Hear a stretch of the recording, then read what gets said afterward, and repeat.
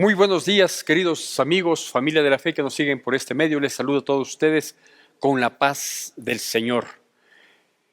Qué bueno poder tener este espacio para compartir el mensaje de la palabra de Dios. En esta secuencia de charlas que estamos haciéndolo desde la semana pasada y que se llama Camino a la Cruz, es decir, mirando ciertas y destacando ciertos aspectos de las vivencias de Cristo Jesús antes de llegar precisamente a la cruz para culminar un plan redentor a través del cual fueron pagadas nuestras deudas, nuestros pecados, fue limpiada nuestra vida de pecado, fruto del derramamiento de su sangre y a su vez el inicio de una iglesia gloriosa con el derramamiento de su Santo Espíritu para todos sus seguidores. Y que obviamente no quedó ahí, sino que al tercer día resucitó para ir a la diestra del Padre y permanecer intercediendo por todos nosotros a efecto de que Él mismo pueda ser testigo fiel y ejecutor de las promesas que Él mismo nos había dejado de estar con nosotros, por ejemplo, hasta el último día de estos siglos, dice la palabra de Dios. Y este caminar hacia la cruz que estamos tratando, estos últimos tiempos, estos últimos momentos, estas últimas vivencias de Cristo Jesús hacia ese momento glorioso, tiene mucha similitud con lo que está pasando en nuestros tiempos, precisamente camino hacia la segunda venida de Cristo Jesús, hacia ese también maravilloso tiempo glorioso que le espera a su iglesia, a nosotros, quienes somos parte de la iglesia. ¿Por qué somos nosotros parte de la iglesia y por qué excluimos o se excluyen otras personas? Porque nosotros creemos en Jesucristo como dice el Evangelio y tratamos de vivirlo así, puramente como dice el Evangelio, tanto en su texto literal como en la revelación e interpretación que su Santo Espíritu nos da para poder caminar en ese sentido, sin entrar en especulaciones ni mucho menos, sino simplemente refiriéndonos al texto bíblico. Y hoy quiero compartirle un tema más, uno más de los que Dios nos permita poder hacerlo a lo largo de este tiempo hasta celebrar la Semana Santa, ¿sí? Y en esta secuencia, digo, de charlas que se llama Camino a la Cruz, hoy quiero compartirle algo que se encuentra igualmente en el Evangelio de Juan capítulo 13, que fue el mismo libro y capítulo que respaldó, que sustentó la charla de la semana anterior. Pero ahora vamos a hacer la lectura del versículo 21 al versículo 27.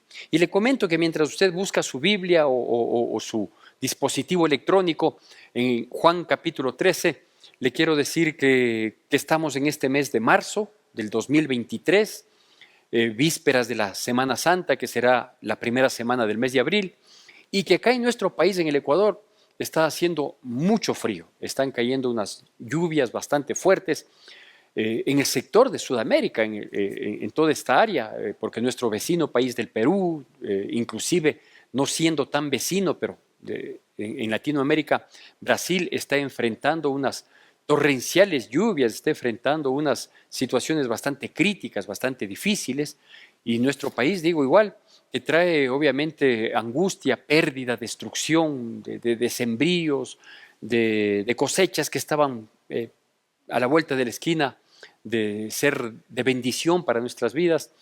Hay muchos lugares en los que las casas se han caído. Esto ha provocado también muchos accidentes de tránsito, porque como la topografía de nuestra ciudad y de nuestro país, que somos parte de la cordillera de los Andes, si bien es muy vistoso, es muy linda nuestra naturaleza, en estos tiempos de inclemencia también son situaciones muy difíciles, porque las carreteras que van muy pegadas a los montes, las carreteras de la serranía, hay deslaves, etcétera, etcétera, y eso obviamente causa accidentes. Ha habido un incremento increíble de accidentes. ¿Por qué le comento todo esto? Bueno, para que oremos, para que Dios nos se apiade de nosotros y vaya calmando estas tempestades. Esto dicen los meteorólogos que es un ciclón que viene desde el Pacífico y que viene desde el Perú, etcétera, etcétera. Esa es la explicación científica, pero nosotros sabemos que la naturaleza le obedece a su creador. Y el creador de todo, porque la tierra y su plenitud le pertenecen, es Dios. Entonces a quien tenemos que pedir y clamar es a Dios que nos que se apiade de nosotros, que nos perdone nuestras faltas, nuestros pecados y que se aplaque un poquito esta situación climatológica bastante crítica. A eso obedece que en esta ocasión estoy también con una vestimenta un poco más abrigada adicional a la que normalmente lo suelo hacer, porque a pesar de estar dentro de la iglesia hay un frío que amerita el que nosotros adquiramos esta nueva o esta vestimenta adicional. Bueno, le decía que continuando con nuestro camino hacia la cruz, en el Evangelio de Juan habíamos visto la semana anterior como maestro, señor y siervo a Jesucristo, que él había lavado los pies a los discípulos. Y este lavamiento, este acto sorpresivo que se dio previo a lo que luego vendría a ser la última cena, este acto sorpresivo, digo, aparte de la situación cultural que era honrar a los huéspedes, al visitante, para que se sienta cómodo, para darle descanso, alivio, etcétera, etcétera, de su largo trajinar, en el ámbito netamente cristiano, en el aspecto netamente espiritual, implicaba que Jesucristo es quien limpia nuestro camino, es decir, con su sangre derramada en el Calvario limpió nuestra vida de pecado y simbólicamente lo que Jesucristo estaba haciendo en ese momento era eso precisamente, limpiar nuestra vida de pecado y es lo que quiere hacer con las personas, con todo el mundo quiere hacerlo, no es que somos elegidos ni mucho menos, no, simplemente todo aquel que rinde su vida a Dios, es decir, reconoce su condición de pecador, se entrega en las manos de Dios, Dios lo que hace es que con su poder él puede limpiar nuestra vida de pecado cuando hay un arrepentimiento genuino que tácitamente o intrínsecamente, mejor dicho, nos lleva a tener un cambio de vida, un cambio de actitud. Lo que no es correcto es pensar que Dios está limpiando nuestro camino cuando éste es reiteradamente pecaminoso, ¿sí? Es decir, un verdadero arrepentimiento, un verdadero reconocimiento, arrepentimiento trae consigo tácitamente, obviamente, intrínsecamente, trae un cambio de vida, un cambio de actitud. Así que ese lavamiento de los pies era precisamente esto. Entre otras cosas, como lo habíamos mencionado la semana anterior, era limpiar nuestro camino. Aparte de eso, también implicaba reconocer Jesucristo y dicho a nosotros también la condición de siervos, ¿sí? Es decir, que no creamos que unos son jefes y otros somos los empleados, ¿no? La condición de siervo es una condición humilde, sencilla, de predisposición, de ayuda, de sumarse, de empujar todos hacia un mismo lado, ¿sí? Jesucristo, siendo el Hijo de Dios, vino a servir y no a ser servido, dice la palabra, y es verdad. Así lo corrobora su presencia aquí en la tierra, y cuanto más nosotros quienes queremos ser seguidores y el reflejo de Cristo en nuestras vidas, pues tenemos que servir, ¿sí? Y por último habíamos mencionado que la simbología de lavamiento de los pies era cuando Jesucristo dice que así debemos hacer los unos por los otros, era ayudarnos, era una ayuda mutua, ¿no es cierto? Si es que alguien en algún momento se ensucia yendo por un camino desatinado, se aparta del camino y comienza a enlodarse, ¿sí? Pues hay que ayudarle a que salga, vosotros que sois espirituales, apoyarle, restaurarle, dice la palabra de Dios, con espíritu de mansedumbres, si algún hermano ha sido sorprendido en alguna falta, ¿no es cierto? Entonces, hay veces que sí, pues estamos expuestos qué sé yo, a enfriarnos, a debilitarnos en el caminar con el Señor, a distraernos muchas veces, que Dios nos guarde, ¿sí? Pero si alguno de nosotros tuviéramos ese desliz, por decirlo de esa manera, tenemos que ayudarnos, es decir, tomarle, no señalarle con un dedo, sino extenderle los 5 para levantarle, esa es la idea, porque hay que afirmarnos.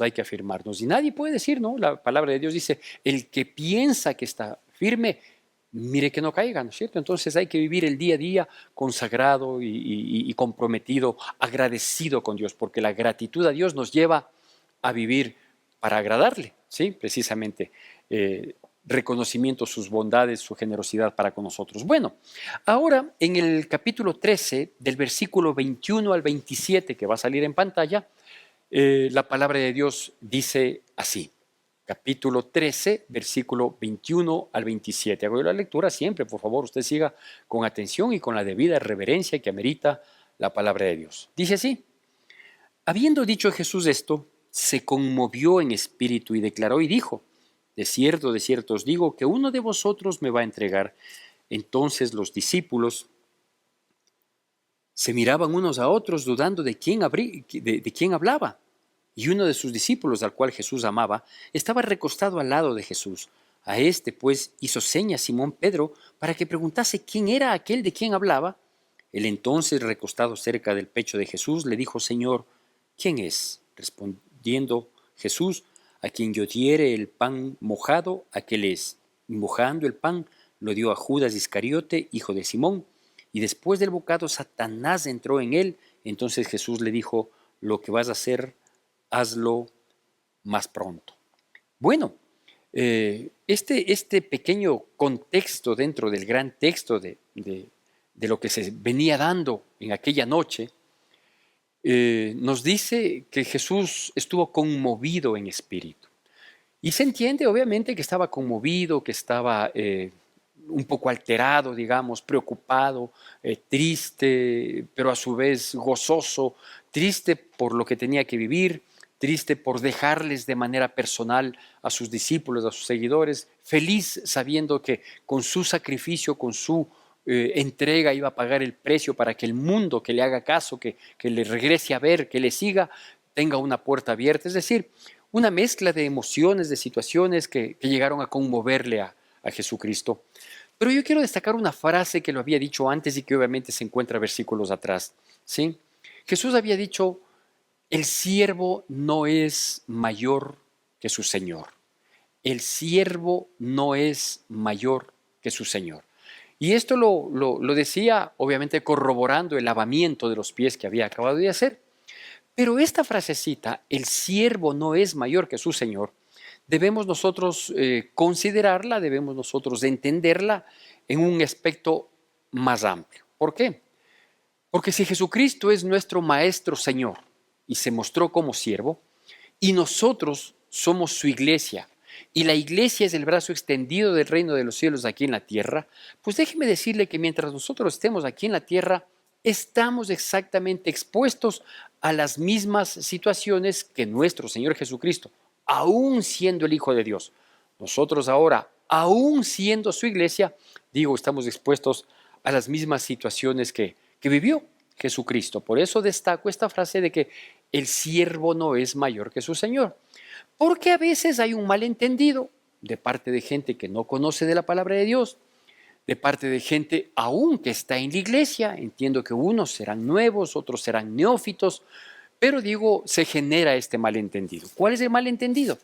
De que uno piensa de que porque se hace cristiano, de que porque pertenece a una iglesia, que porque comienza a entender y a seguir en el plan de Dios, uno queda exento o inhibido de problemas, dificultades, angustias, etcétera, etcétera. Y no es así, y no es así. Sí, Jesucristo no vino a presentarnos un menú falso. Jesucristo no vino a decirnos: mira, síganme, y los que me siguen van a tener todo bien, todo bienestar, todo paz, todo salud, todo felicidad, todo armonía y todo dinero y suplir todas las necesidades y aún las vanidades. No, no, eso sería falso, ¿no es cierto? Esa sería una propuesta de vida, sino sería una venta fantasiosa, ilusoria de un engaño, ¿sí? Dios mandó a su Hijo Jesucristo para rescatar nuestras almas del infierno. A eso vino, esa es la salvación. El ser perdonados nuestros pecados para que nosotros tengamos acceso un día y por la eternidad en la presencia de Dios. Ese es el plan de salvación, ese es el plan de redención por el cual Cristo pagó un precio, sí, en la cruz del Calvario. Pero en ese proceso de seguirle a Cristo en obediencia, procurando la santidad, la integridad, la transparencia, la honestidad, como debe ser la vida de un cristiano que refleje la presencia de Cristo en nuestras vidas, hay problemas, claro que hay problemas, hay dificultades, hay angustias, hay tristezas que nos generan largas noches de insomnio, de dolor, nos sacan lágrimas, etcétera, etcétera. También hay del otro lado de la moneda, gracias a Dios, ¿no es cierto? Es decir, también hay bendición, prosperidad, etcétera, etcétera. Y las distintas circunstancias de la vida son lo que nos van haciendo más que vencedores. Porque los problemas y dificultades nos muestran la gloria de Dios cuando salimos de esos problemas. Eso le termina glorificando a Dios y nosotros cada vez menguando para que Él crezca, ¿sí? De tal manera digo que si a Jesucristo, como acabamos de leer en estos pocos versículos de Juan capítulo 13, del 21 al 27, si a Jesucristo le traicionaron, a nosotros también, a nosotros también, ¿sí? Es por eso que me he permitido llamarle a esta prédica dentro del conjunto de prédicas de Camino a la Cruz, le he llamado expuesto a traición, expuesto a traición. Y enfoquémonos un poquito en lo que esto implica, ¿sí? Jesucristo se había dado a conocer en su mayoría de edad públicamente ya como el Mesías, como aquel que estuvo anunciado por los profetas y venía a cumplir un plan redentor, ¿sí? No solo que se anunció, sino que lo demostró con su sapiencia, con su sabiduría, en sus grandes charlas, con el conocimiento pleno de no solo de lo que la palabra de Dios en aquel entonces, la ley y los profetas decía, sino también con demostraciones de poder, con sus milagros, prodigios, señales, enfermos sanados, muertos resucitados, endemoniados liberados, etcétera, etcétera. O sea, fueron señales más que suficientes que corroboraban que Él era el Hijo de Dios. Todo lo que se había dicho en el Antiguo Testamento del Mesías se cumplió en Él. Lo que dijeron los salmistas, los profetas, etcétera, etcétera, todo se cumplió en Él. Es decir, cuando Jesucristo se manifiesta públicamente, a partir, digo, de la mayoría de edad, de los 30 años en el Imperio Romano de aquel entonces, ¿sí? Todo lo que Jesucristo hace no es sino la voluntad del Padre y demuestra que Él era el Mesías, que habría de venir de la estirpe, de la genealogía del rey David. Todo lo identificó. Sin embargo, usted sabe que hubo un grupo opositor que eran los propios judíos, porque a los suyos vino y los suyos no le recibieron, un grupo opositor de los judíos, quienes ostentaban una autoridad religiosa y hasta cierto punto política, jurisdiccional, para con el pueblo israelita, y fueron ellos precisamente los que trataron de opacar, los que trataron de acallar la presencia del Hijo de Dios, Dios con nosotros, de Cristo Jesús en esas épocas. Entonces uno se pregunta, dice, ¿cómo es posible que Él, siendo Dios, el Hijo de Dios, manifestado y ratificado y evidenciado como tal, haya escogido, por ejemplo, un equipo de trabajo, un grupo de personas que caminaron con Él, que tuvieron un privilegio, que tuvieron una opción mucho más cercana de conocerle a Cristo Jesús, porque una cosa era ver su vida pública, ¿sí? Su evidencia de Hijo de Dios con nosotros públicamente, pero adicional a esa majestuosidad, a esa maravilla de haberle visto a Cristo Jesús aquí en la tierra, los discípulos, los cercanos, pues mucho más, mucho más. En sus reuniones, en sus comidas, en su tiempo exclusivo, en sus tiempos de oración. A mí me cautiva el solo imaginarme esa condición de ser mucho más cercano. Y de entre esos cercanos, le traicionaron. Uno le traicionó. Y si al Hijo de Dios le traicionaron, la pregunta para la iglesia de Cristo, la pregunta para los siervos de Dios, la pregunta para los pastores, líderes o ancianos, como se llamen, ¿sí? O como nos quieran llamar, ¿sí? Es, ¿y nosotros por qué no? ¿O a nosotros por qué no? ¿Cuántas veces quizás frente al dolor que implica una traición, a la división de la iglesia, todo esto lo que implica es dolor, es quebranto, es molestia, a ratos o por un rato es hasta ira, indignación, ¿sí? Y decimos, ¿por qué es posible? ¿Cómo es posible que el hermanito o la hermanita tal hable mal y genere esta división? O esta persona que me extendió la mano y que me dijo, cuente conmigo, a la vuelta de la esquina se va y se va hablando y se va perjudicando, etcétera, etcétera. ¿Cómo es posible que esto pase? Bueno, si a Cristo Jesús, el Hijo de Dios, le traicionaron, discúlpeme que lo diga de este modo bastante simpático, si es que cabe el término. Nosotros, ¿qué nos creemos para que no nos pase? ¿Sí? ¿Y sabe por qué le digo esto? Por la frase que tomé originalmente, que está en los versículos anteriores a los de nuestra porción oficial. ¿Sí? El siervo no es mayor que su Señor. Si conmigo han hecho esto, imagínense lo que van a hacer con ustedes. ¿Sí? Así que es necesario que nosotros entendamos, si es que podemos decirlo así, que la traición es parte del caminar cristiano. El que suframos la traición es parte del caminar cristiano.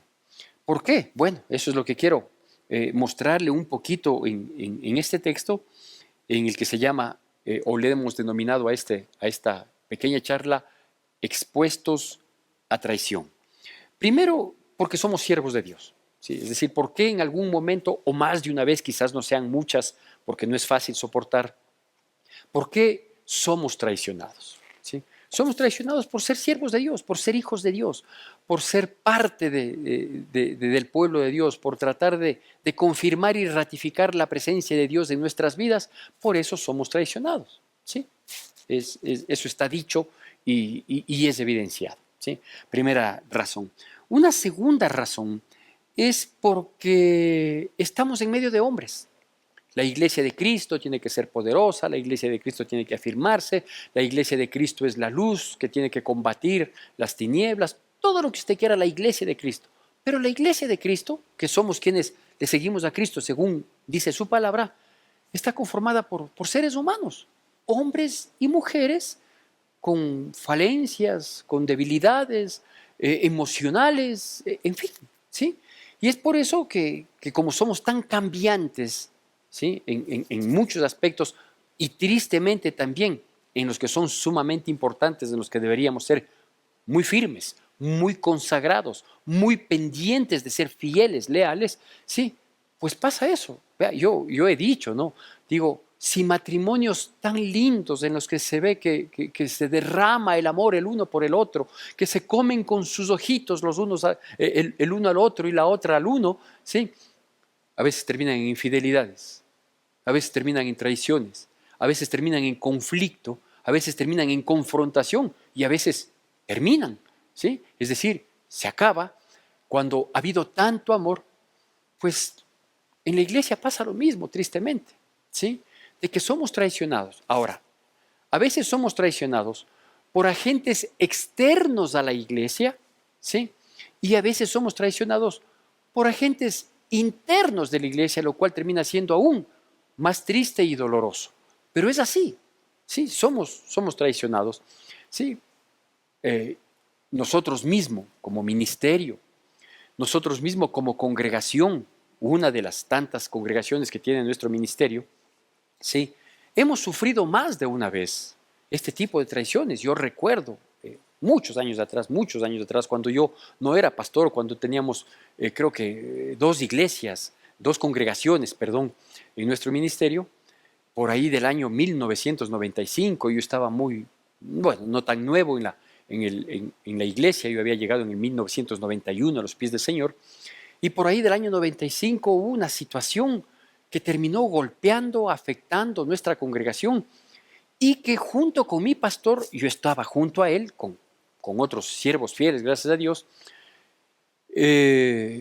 habíamos imaginado, habíamos pensado y orábamos en un sentido de que ese quebranto del cual se vio involucrada nuestra iglesia, más bien nos iba a unir, más bien nos iba a afirmar, más bien nos iba a fortalecer, porque todos los colaboradores en aquel entonces fuimos reunidos por mi pastor frente a esta situación a la que nos vimos expuestos, a esta prueba, ¿sí?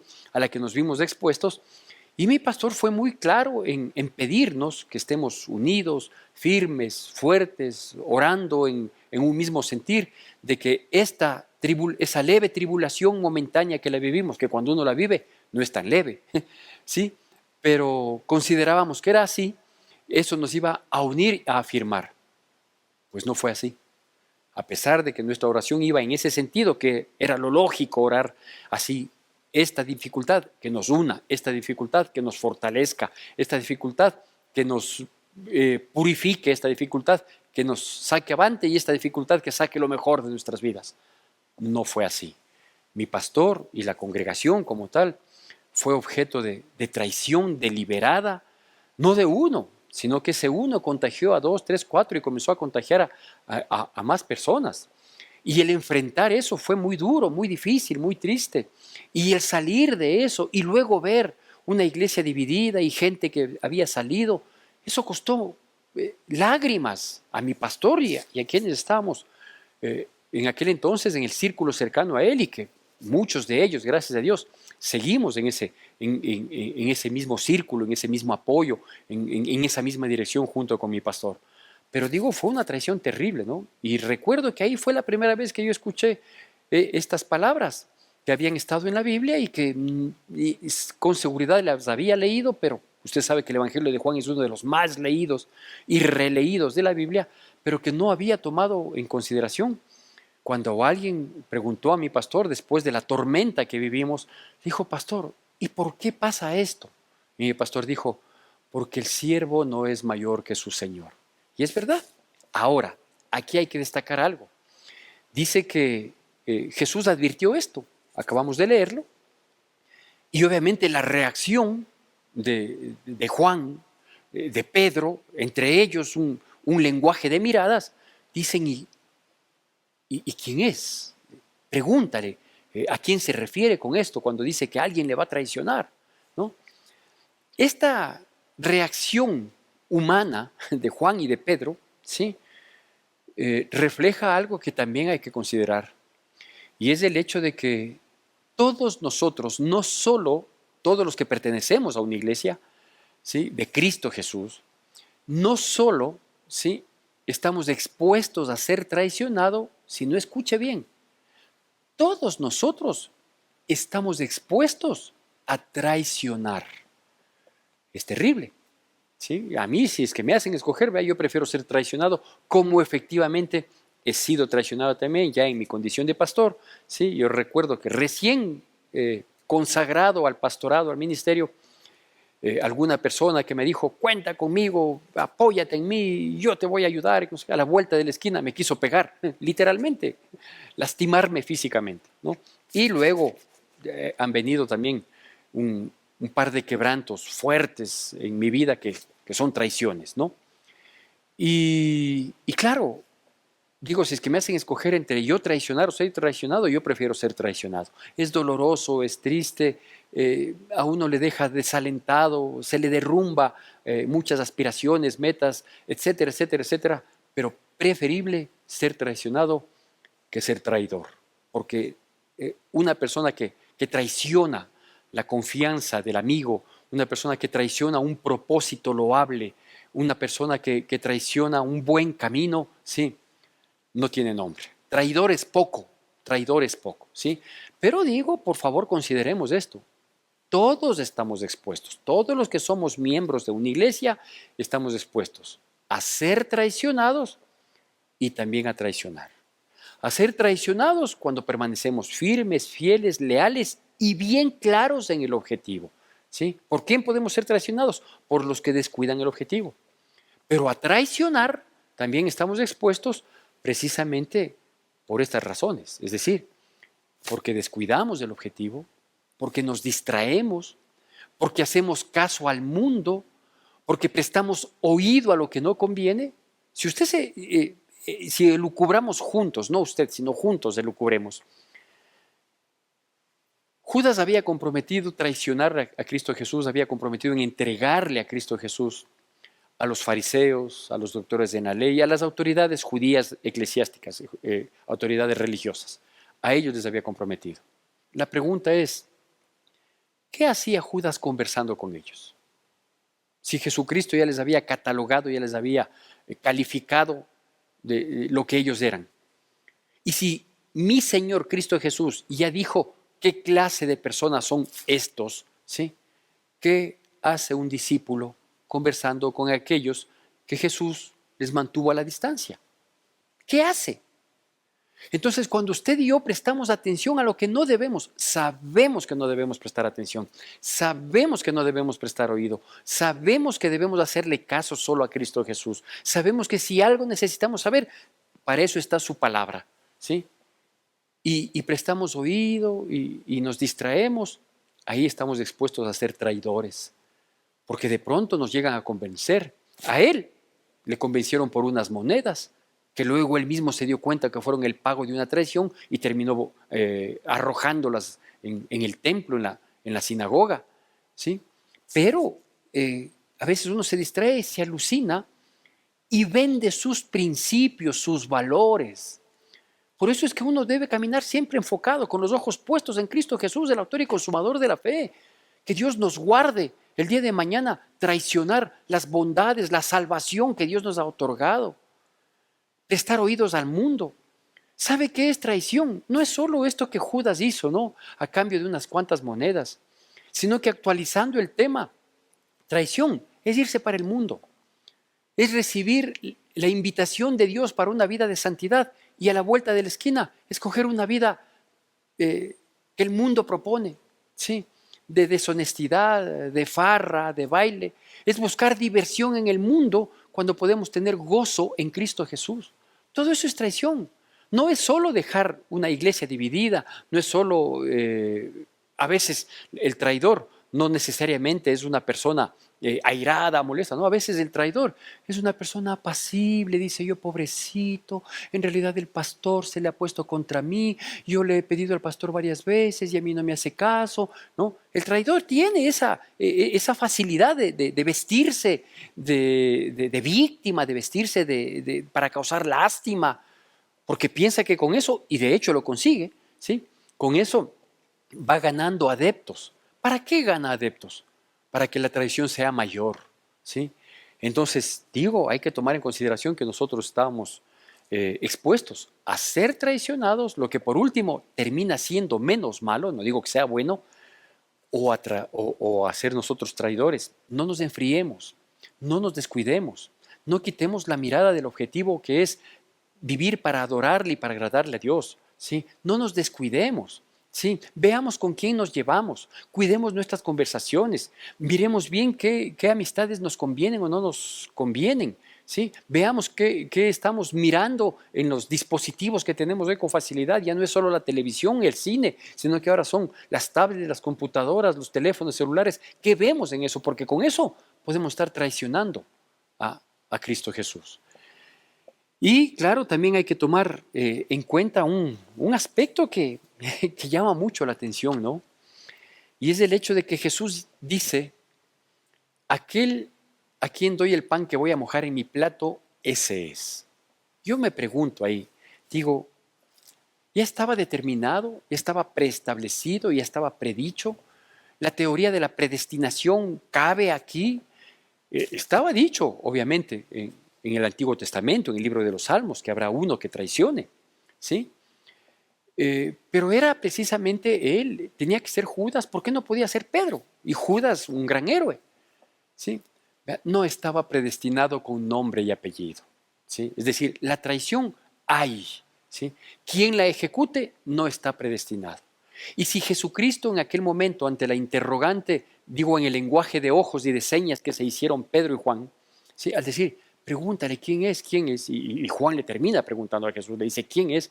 Y le da esta señal, es porque el Señor ya conocía, como el Señor ya conoce, el caminar y el corazón de cada persona. Dios sabe quién de nosotros, y para no herir susceptibilidades, voy a decirlo así, Dios sabe quién de nosotros podríamos ser serios candidatos a la traición. Que Dios nos guarde, que Dios nos guarde, que Dios nos proteja, que no permita que jamás inquietemos su trono con una situación de esta. Prefiero lágrimas delante de Dios, de gratitud, de reconocimiento, de adoración, antes que lágrimas de cocodrilo, lágrimas de traición. Y claro, Dios conoce el caminar.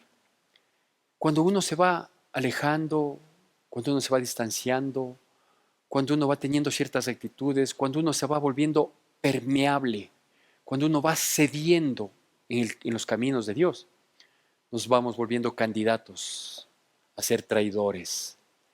Y obviamente el currículum que tenía Judas, el currículum que, corto estas palabras en el nombre de Jesús, que podemos ir acumulando, que podemos ir escribiendo en nuestra hoja de vida, nos puede hacer, digo, candidatos a ser traidores. Y claro, a eso se suma lo que solo mi Señor Jesucristo lo puede ver, o que hoy su Santo Espíritu, que es Dios, lo puede ver, la condición de nuestro corazón. Que Dios nos guarde, digo, de caer en esas situaciones. ¿Por qué?